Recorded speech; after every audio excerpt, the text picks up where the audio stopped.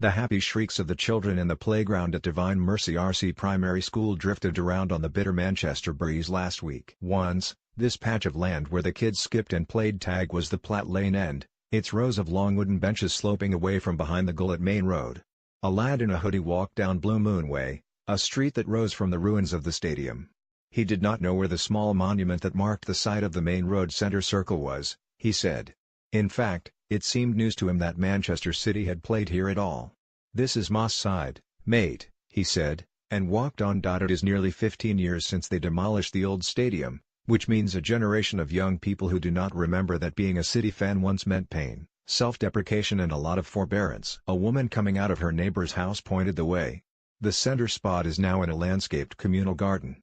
There is not much to see. Sometimes, it feels as if we are ashamed of our football heritage and the way our game used to be, but there is at least a memorial stone and inscription. The center spot, it says. Heart of Manchester Sport, Music and Culture 1923 to 2003. Main Road, from Moss Side to the World. Manchester City returned to the Etihad on Sunday for the first time since being crowned Premier League champions, but any celebrations will be strictly low-key. The trophy presentation will not take place until May 6, straight after City's penultimate home game, against Huddersfield. Pep Guardiola's men will then enjoy an open-top bus parade on May 14. It was a nice thought. City produced some fine teams and great players before they moved away. But however much nostalgia infuses the memories of those of us who can still see Helen ringing her bell in the North Stand and sense the surges in the Kippax, City never shouted their message back then as loudly as they have broadcasted it to the country this season. This season has felt like a new beginning for the club, more than any other season since it moved away from its old home. There have been other great leaps forward, particularly when the club was bought by Sheikh Mansour in 2008 and when City won their first titles under his ownership with Roberto Mancini and Manuel Pellegrini. But there was always a fragility about those triumphs. They brought the club great highs, of course, and Sergio Aguero's late goal to clinch the title in 2012 spawned both a classic goblet of commentary by Martin Tyler and one of the most dramatic final day denouements there has ever been. And yet there was never a sense of permanence about those achievements. On both occasions, City won the title and then fell back the following season. On both occasions, those triumphs felt like false starts. This season feels different.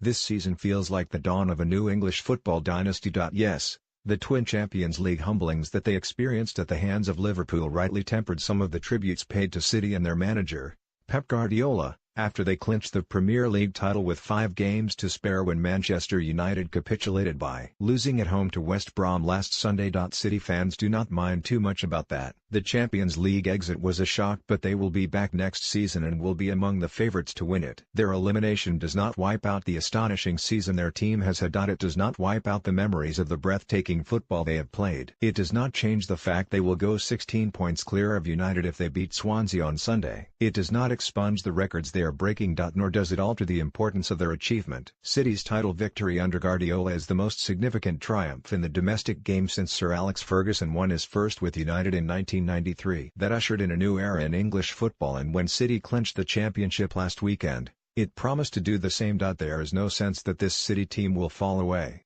This is not an aging side. They will strengthen in the summer. There will be no shortage of funds. They will not sabotage their own progress as Chelsea did spectacularly after last season's triumph. And there is something else. This title feels special because of the way City have won it. It feels special because they have won it playing beautiful football that makes the soul sing.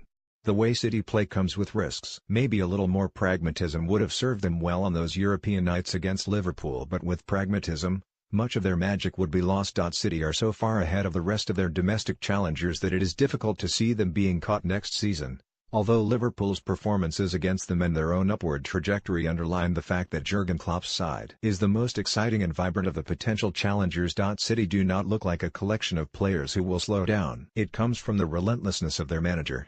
The standards that he expects, he will not allow them to drop, City's former star, Paul Lake, said last week at the Etihad. I heard that in training before the Chelsea game last month, they had taken their foot off the gas a bit after the victories over Arsenal, and he was in their faces. There is a kind of madness to his intensity. There's something forensic about it. It can take you aback if you think you are going to drop your levels and dictate how you play. No, no, no, no, no. That's not happening, mate.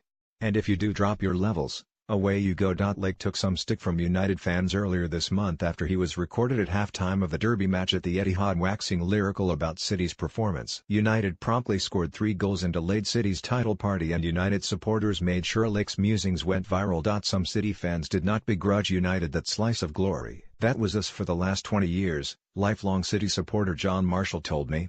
Year after year, we knew we weren't going to compete with United for the title.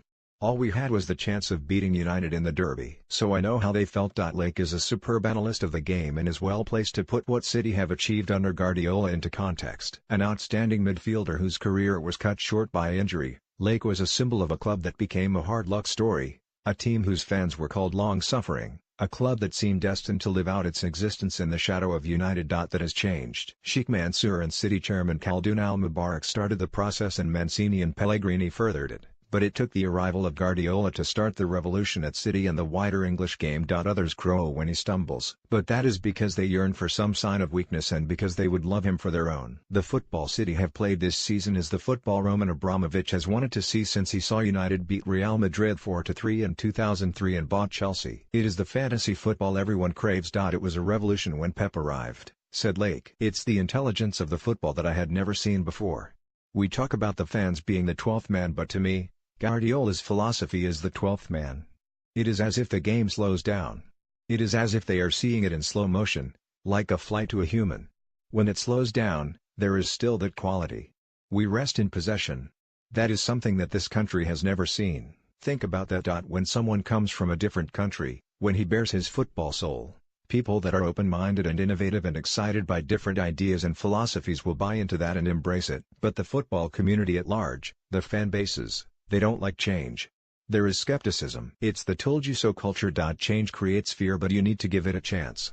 What you see now, creating overloads into wide areas, trying to play through as often as you can, playing out through the back, the 4-3-3, so many people were saying it will never happen. It won't work in this country, it's destined to fail. He has had to fight against the culture of English football and yet still be true to his identity and his beliefs and understand that he is going to learn a hell of a lot and that there has to be change from him as well. If you love true football in its purest sense, there is no one really that can criticize Guardiola in terms of that idea. Yes, we have got fantastic players, and yes, we have got lots of money, but the exciting thing for me is that he has brought change. He has allowed people to be critical and have their moment and say this is not our DNA, this is boring, this is not our identity, and he has pressed on. To manage all that change is just breathtaking. The process of change is still continuing. City have flaws. The Liverpool defeats showed that. In a way, that's the daunting thing for the rest of the league. City are a country mile ahead of their nearest domestic pursuers and there is still room for improvement. Roy Keane, the former United captain, was right when he challenged their claim to greatness. 2. City's season has been stunning, but they need to defend their title to begin pressing their claim for a place in the pantheon of the best English sides. They need to win the Champions League, 2. But none of that lessens what City has achieved. If you do not like watching this City team play, you are tired of football. And you are tired of innovation. And you are tired of adventure. And you are tired of beauty. Or you are just a United fan tired of the terrible din from the noisy neighbors. There is a sense of joy that this is a sky blue City shirt that I'm seeing playing this football, Lake said. You look back with fondness on where we've been as a club, but we have been to the depths. But when you see City so many points ahead at the top of the league and being regarded as one of the most exciting teams in world football, ever, and it's my team. You turn up and you are seeing this. It's like you're having this wonderful dream and somebody's given you a slap around the face and said, no, this is really happening. When people are talking about the best football anyone has ever seen and they're talking about City, well, it can almost bring you to tears. Pep Guardiola has led City to glory surrounded by a backroom team of fellow Spaniards, plus one of Sir Alex Ferguson's former right-hand men, Englishman Brian Kidd. 1. Carlos Blanchard, performance analyst, has worked with Guardiola since 2072.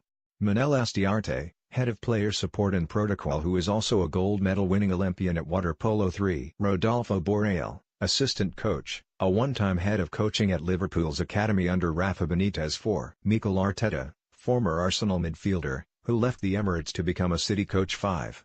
Xabi Mansisider, head of goalkeeping, who joined City under Manuel Pellegrini in 20,136. Lorenzo Buenaventura, fitness coach, who joined Guardiola at the Nou Camp in 20,087. Dominic Torrent, assistant coach, Former Girona boss and Pep's most trusted deputy.